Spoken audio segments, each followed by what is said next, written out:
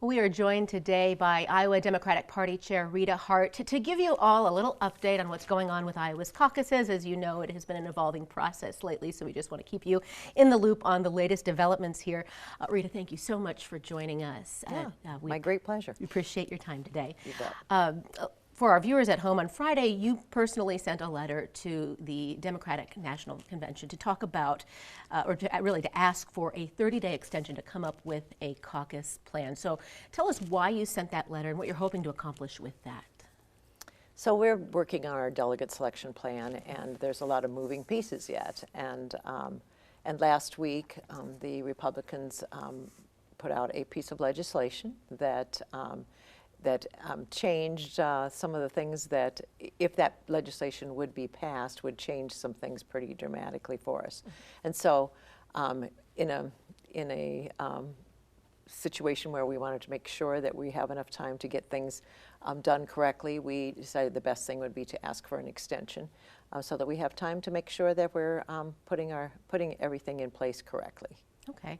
Let's talk a little bit about that legislation. We did cover it last week. For our viewers at home, they may be familiar with it, but essentially it would say caucusing must be done in person.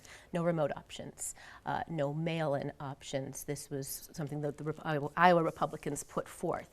They said that this was to protect Iowa's first-in-the-nation status, saying if we allowed remote options, it changes the caucus into a primary. That gives New Hampshire the chance to leapfrog not only Democrats but Iowa Republicans in the first-in-the-nation status. So a lot going on in that.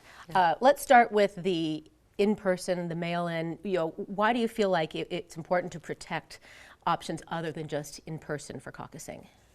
Well, let's also make sure that everybody understands the facts here, that this is a process that the Republicans and the Democrats have been working on for a long time. So this plan has been, and this particular plan for the mail-in part has been in place for about a year.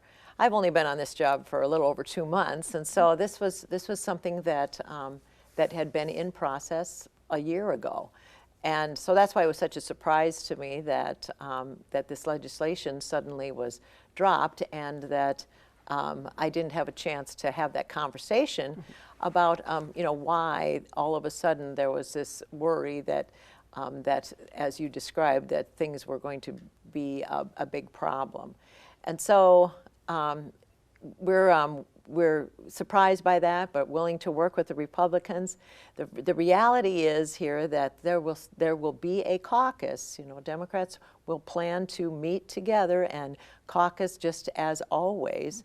But one of the criticisms that we've received for a long time, and I think in a move I think that is really important, is that we do everything we can to make those caucuses accessible to folks so that they have an opportunity, that their voices can be heard on the presidential selection process. And so that's why this plan was written out to say, well, was talked about, that would allow folks who cannot physically be at caucus because they are working third shift, because they have small children, because they're elderly, unable to go out at night, a myriad of reasons why people have not been traditionally able to participate in the caucuses, would now be able to, because we would add that mail-in component. So we've eliminated some of the complicated nature of the Democratic caucus that has existed in the past, and gone to a system much like the Republicans have used for a long time, and have that in-person caucus, but then adding this mail-in element so that people's voices can be heard on the presidential selection part. In your opinion, is there any legitimacy to the argument that that would change the caucus to a primary? It is still a caucus, and again, this plan has been, we've been very clear and very transparent about this for a year now. So I don't see why all of a sudden this last week that became a problem. Do you think mail-in options and evolving the process to make it more accessible would make Iowa more attractive for a first-in-the-nation post? I do think that's true. It's a more democratic process. It allows more people access, and it allows people's voices who have not been able to be heard to have a way to weigh in and let their voices be heard. Okay. The DNC did vote that South Carolina will be first Yes, they in did. the nominating process. Will you honor that? We're going to do whatever we can to best represent Iowa Democrats, and so again, this is not a done deal. Things are still in process. We're not the only state who has applied for a waiver. There are things that New Hampshire and Georgia have to do in order to comply. So it's definitely a work in progress yet, and so we'll see what happens. One last question for me. Do you think Iowans should still get excited? This is something Iowans are passionate about, so we should still get excited about the process no matter what happens?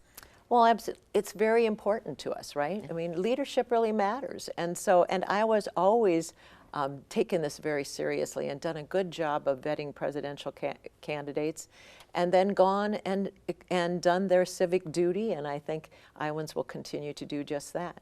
All right, you have answered my questions. Is there anything else you'd like to add? I think that it's a great pleasure to be in this position of leadership, and we'll continue to do what's best for Democrats, Iowa Democrats, and for Iowa in general. Rita, thank you for joining us today. You bet. Thank you.